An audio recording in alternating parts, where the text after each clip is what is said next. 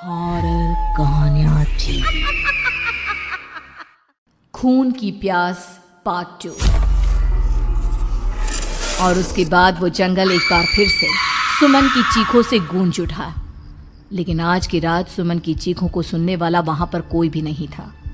अगर वहां पर कोई मौजूद था तो बस हरिया, जो कि अब एक भेड़िए में बदल चुका था। सुमन के बालों को पकड़कर घसीटते हुए वो जंगल के बीचों बीच एक जगह पर ले जा रहा था। अगली सुबह गांव में।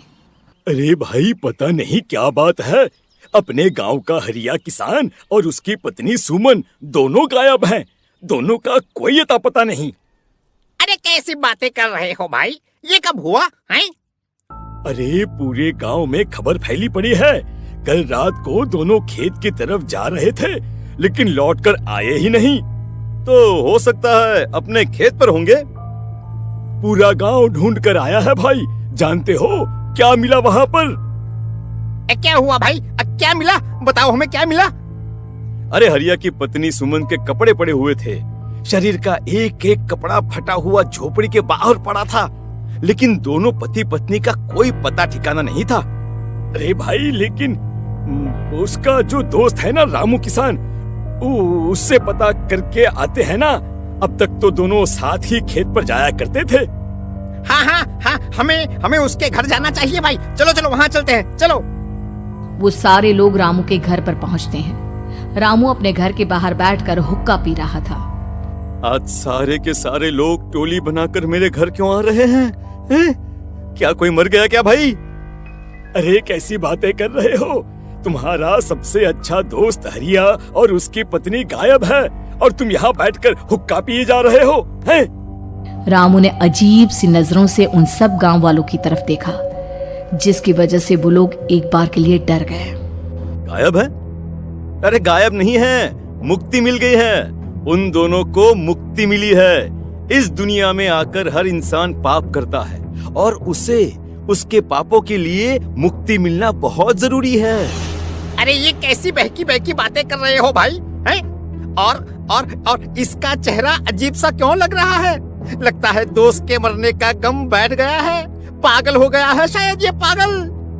ये बात सुनते ही रामू चीख कर जोर से चिल्लाते हुए कहता है, पागल मैं नहीं हूँ, पागल तुम सब हो।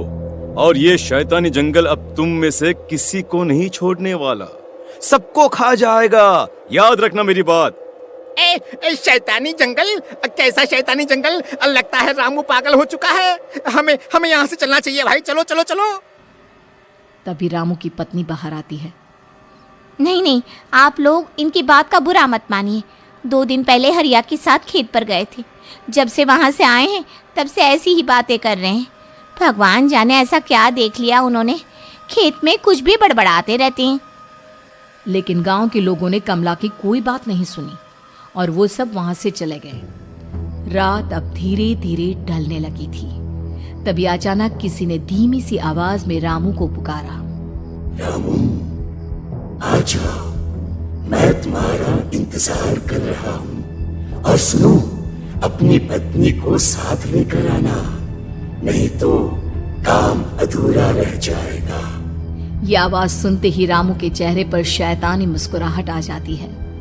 वो धीमे कदमों से अपने घर के अंदर आता है। क्या हुआ? तबीयत ठीक है ना अब आपकी? मैं तुझे अपने साथ खेत पर ले जाने आया हूँ, चल। मैं तुम्हारे साथ कहीं नहीं जाने वाली। मुन्ना गहरी नींद में सो रहा है, और उसे अकेला छोड़कर मैं तुम्हारे साथ खेत पर नहीं आ सकती। वैसे भी तुम्हारे उन खेतों में भगवान जाने कौन सा राक्षस घूम रहा है, मुझे तो डर लगता है। रामू गुस्से में दांत पीसता अपनी झोपड़ी से बाहर आ जाता है, और कमला गहरी नींद में अपने बच्चे के साथ सो जाती है। तभी अचानक रात को रामू की झोपड़ी के ऊपर एक साया वही गाना गुनगुनाते हुए घूमने लगता है, जो हरिया के मोबाइल में बजा करता था। मैं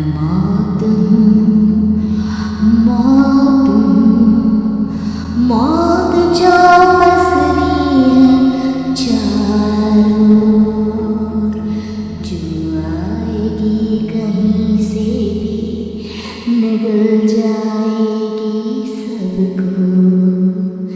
मैं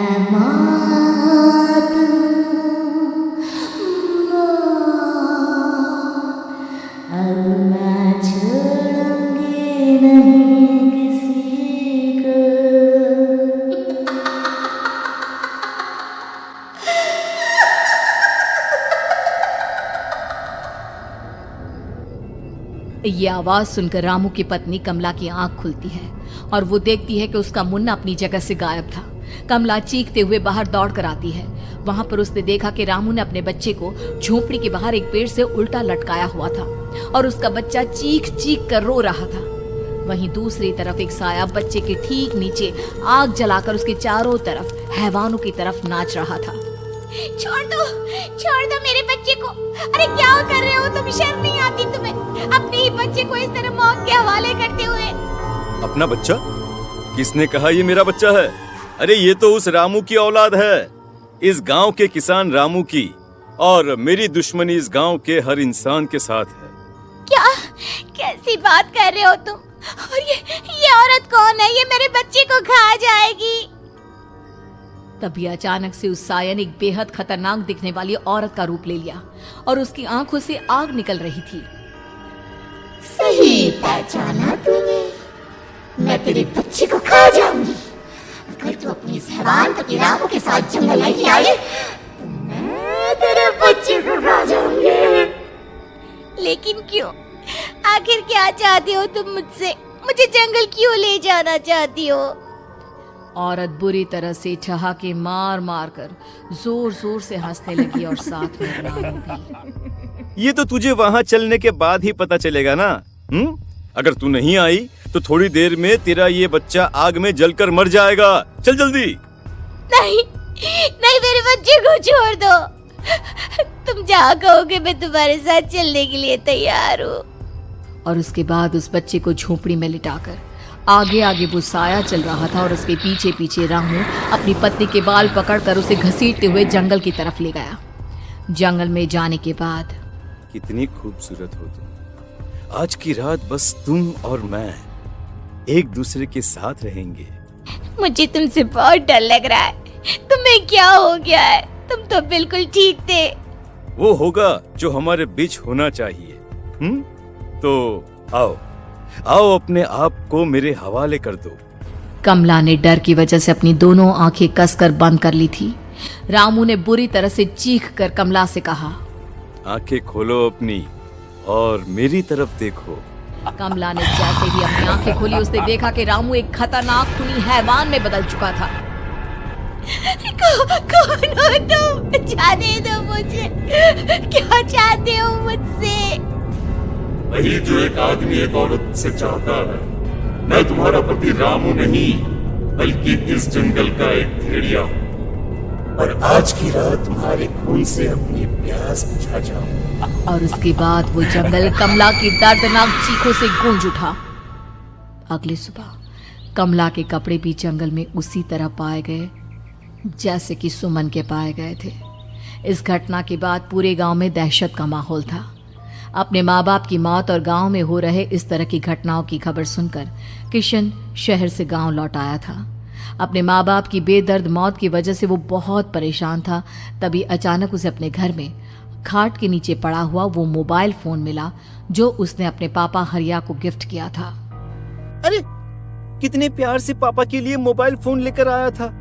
इसे एक दिन भी काम में नहीं ले पाए। और आखिर कौन है जो गांव में इस तरह की हत्याएं कर रहा है? क्या है इन सब के पीछे? क्या है? मुझे पता करना ही होगा, वरना एक दिन पूरा का पूरा गांव खाली हो जाएगा। इस गांव में एक भी जिंदा इंसान नहीं बचेगा। गांव के लोगों की मदद करने के इरादे से किशन अपने गांव से दूर एक दूसरे गांव में बहुत बड़े तांत्रिक के पास मिलने के लिए गया। तांत्रिक बाबा, अब आप ही कुछ उपाय बता सकते हैं। भगवान जाने हमारे गांव को किसकी नजर लग गई है। नजर नहीं लगी है, किसी ने तुम्हारे गांव को बद्दुआ दी है। किसी सताई हुई आत्मा का प्रकोप है और अब वो पूरे गांव में किसी को नहीं छोड़ेगी जब तक उसकी आत्मा को शांति नहीं मिल जाती। अरे लेकिन ऐसा कौन है बाबा? किसकी आत्मा है और कैसे मिलेगी उसे शांति? मौत है मौत, कहीं से भी आएगी और सबको निगल जाएगी। इससे बचने का सिर्फ एक ही उपाय है, लेकिन उस उपाय को करना आसान नहीं होगा। जो भी उस उपाय को करने की कोशिश करेगा उसकी जान जा सकती है। भले ही मेरी जान चली जाए, लेकिन मैं अपने गांव के लोगों की जान बचाने की पूरी कोशिश करूंगा बाबा। तो ठीक है, फिर अगली अमावस की रात जैसा मैं कहता हूँ वैसा ही करना। अमावस की रात तांत्रिक के बताए अनुसार किशन अपने साथ केरोसिन लेकर जंगल की तरफ चल पड़ा। उसके हाथ में देवी के मंदिर का सिंदूर भी था। किशन जंगल के बीचों बीच पहुंचा। ये देखकर उसकी आंखें फटी की फटी रह गई। वहां एक उबलते पानी का तालाब था और कई लोगों की लाश लटक रही थी। किशन के माँ बाप की लाश भी वहीं थी। माँ, बापू, क्या हो गया? ये क्या हो गया? तभी वहां पर एक औरत और आदमी आते हैं। उन्हें देखकर किशन चौंक जाता है। गोपाल काका, आपकी तो 5 साल पहले मौत हो गई थी। और निर्मला काकी, आप? मौत तो हो गई थी, लेकिन तुम ये नहीं जानते कि हमारी मौत कैसे हुई थी। क्या कहना चाहते हैं आप? कुछ नहीं, बस ये जान लो कि अब इस गांव में कोई जिंदा नहीं बचेगा। लेकिन क्यों काकी? क्योंकि 5 साल पहले इन गांव वालों ने मुझे डायन बताकर पत्थर मार मार के मार डाला। मेरी कोई गलती नहीं थी। गांव का एक बच्चा क्या लापता हुआ, सारा इल्जाम मेरी पत्नी पे डाल दिया। और जब मैंने निर्मला की जान बचाने की कोशिश की तो मुझे भी मार डाला। आपके साथ ये बहुत गलत हुआ काकी, लेकिन आप जो कर रहे हैं वो भी सही नहीं है ना? तुम यहाँ से चले जाओ वरना तुम भी नहीं बचोगे। हमारी आत्मा पिछले 5 साल से मुक्ति के लिए भटक रही है। चले जाओ यहाँ से। मौका देखकर किशन सिंदूर उन दोनों के ऊपर डाल देता है। उनका शरीर जलने लगता है और वो भयानक तरीके से चिल्लाने लगते हैं। अगले ही पल किशन उनके ऊपर केरोसिन डाल देता है और वो दोनों जल जाते हैं। किशन अपने माँ बाप और दूसरी लाशों का अंतिम संस्कार करवाता है और अपने घर लौट आता है। लेकिन वो अभी भी इस बात से अनजान है कि मोबाइल अभी भी बज रहा था। मैं मौत